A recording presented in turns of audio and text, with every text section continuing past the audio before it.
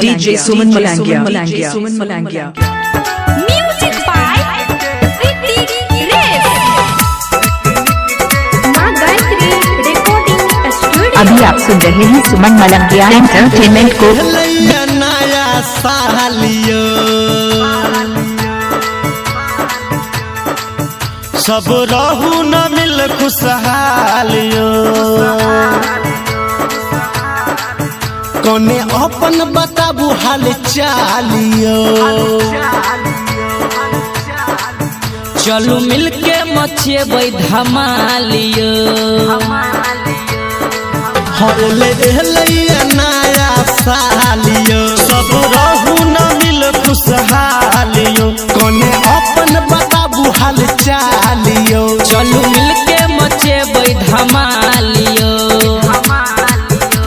तो सुनु कन हमरो आई ऑलरेडी यारा चलू सब कियो मिल के मन है भैया पिकनिक के संग हैप्पी न्यू ईयर चलू सब कियो मिल के मन है भैया पिकनिक के संग happy new year DJ Suman Malangia.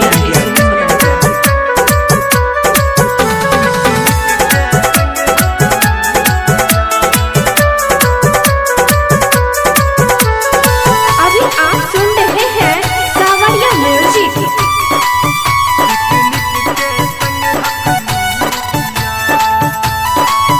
हो पार्टी मने भैया हमिता हाँ केक कटे भैया हमिता हाँ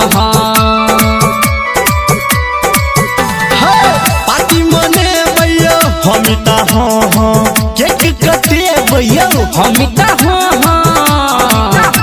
ता आई बात करू सब कियो मिल के अपन क्लियर चलू सब कियो मिल के मन है भैया पिकनिक के संग हैप्पी न्यू ईयर चलू सब कियो मिल के मन है भैया पिकनिक के संग हैप्पी न्यू ईयर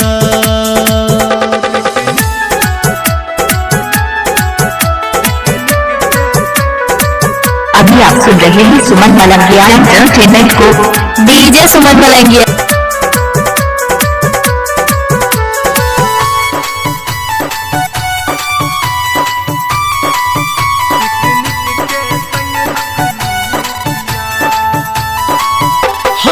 डीजे बजे भैया हमिता हाँ मुर्गा कटे भैया हमिता हाँ अभी आप सुन रहे हैं सुमन मलंगिया एंटरटेनमेंट को। भैया हमिता हाँ मुर्गा कटे भैया हमिता हाँ ता आबू आई सब कियो सबके हमारा नियर चलू सब कियो मिल के मन है भैया पिकनिक के संग हैप्पी न्यू ईयर चलू सब कियो मिल के मन है भैया पिकनिक के संग happy new year DJ Suman Malangia.